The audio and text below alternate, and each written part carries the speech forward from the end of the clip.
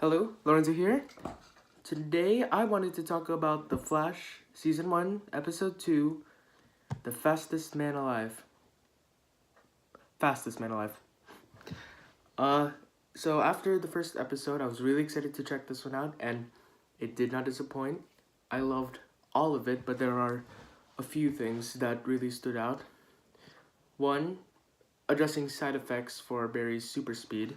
It's not an ultimate power, there are some negatives, mainly being he uses up a lot of energy, a lot of calories, so he has to consume a lot of food, otherwise he'll pass out, which I think is a great weakness. Makes sense logically and scientifically, and it's a great excuse to eat a lot of food.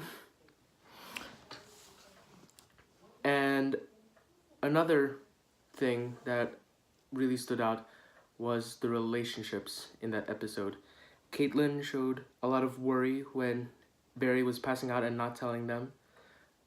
Barry and Cisco, they were having a lot of fun being superheroes, because it is supposed to be fun, and they are both a bunch of nerds. Joe and Harrison Wells, they establish themselves as both sort of father figures to Barry, older men that just want the best for him with this new development, but they want to go in different directions.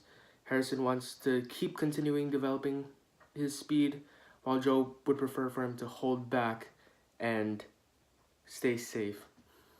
They both care. And the main one that stood out was Joe and Barry. Since Joe had raised Barry since he was a kid, he sort of acted as an actual father figure in this case. But with this disagreement, he gets really mad at Barry. He's yelling at him about it.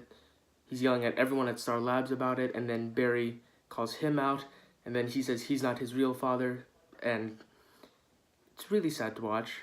But after Joe and West have the conversation that established their care for Barry, Joe finally gives the support, and when Barry finally defeats the bad guy, they are back at the lab talking, and Barry is very thankful of Joe for raising him, feeding him, giving him a home, making him feel safe. It's just a very loving moment, a loving episode, a loving show in general so far. There's so much heart to it.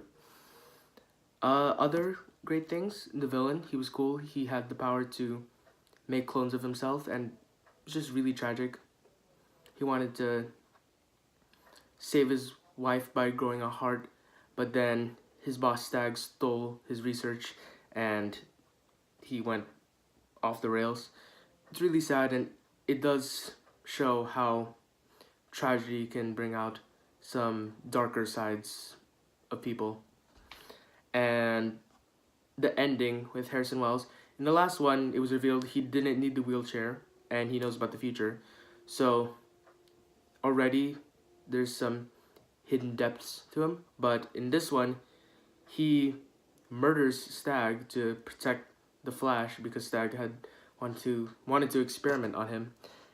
And on the one hand, it's great that he wants to protect Barry, but with these extreme tactics, you start to question how good Dr. Wells really is. Overall, this episode was really great. I think it continued what episode 1 did in establishing that The Flash is about the good that people can do for each other.